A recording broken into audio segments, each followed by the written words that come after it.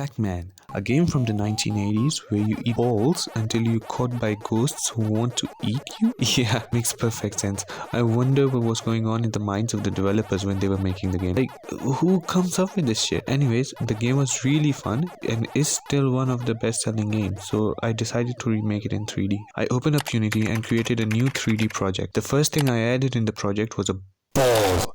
Now this ball will represent Pacman for now. Next, I added movement to the ball and now it can well move. So I wanted the ball to now collide with the walls. It should be pretty easy, right?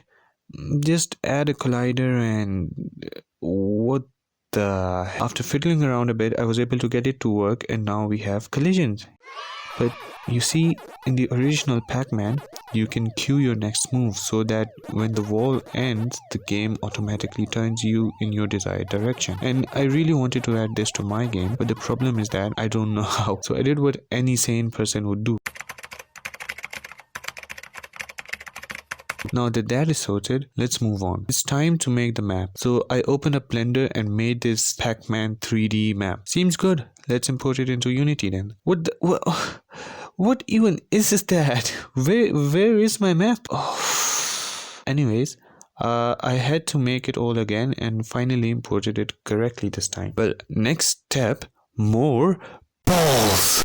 I add balls. Pacman eat balls. I also finally created and added Pacman to the game, which was pretty simple. Just take a ball, cut it in half and rotate. Easy. Now the ghosts. Well, you see, the ghosts may just be the most complicated part of the entire game. Firstly, there are 4 different states. Scatter, where they move about randomly. Chase, where they chase Pacman. Frightened, where they are vulnerable and Pacman can eat them. And the last one is where they move around inside their home. On top of that, each ghost has a different AI to target Pacman. As you can already tell, implementing all of this was a pain in the... So I started with the scatter mod, which was pretty straightforward. Just move randomly when you come to a junction. The frightened state was pretty easy to implement as well. The ghosts get slower and move as far as possible from Pacman. So like I said, each ghost targets Pacman differently. First is Blinky. Well, he's a simple man. He targets Pacman directly. Pretty easy to implement. Next is Pinky. She targets 4 units ahead of Pacman. Again,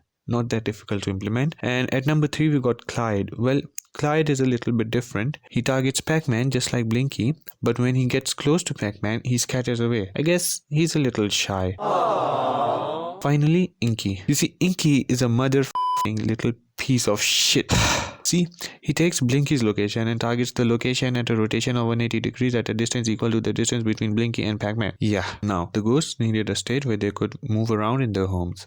I implemented it as well, and with this, the ghosts were complete. Except that I still needed to model them as I was using balls as their substitution. So I got to work on Blender and well, this was the final product. Look at this dude. I added them in and now the game is essentially complete, but I wanted it to look better. So I used the Unity post-processing system that can make all your shitty 3D models look less shitty. Turned the thickness modifier to max, cause who wouldn't? And the game looked much better. Finally, to finish off, I added the Pacman sounds and displays of lives, scores and high score. With this, the game was finished. You know what? If video games were really bad for you, the entire Pacman generation would be eating pills and running away from their problems. Oh.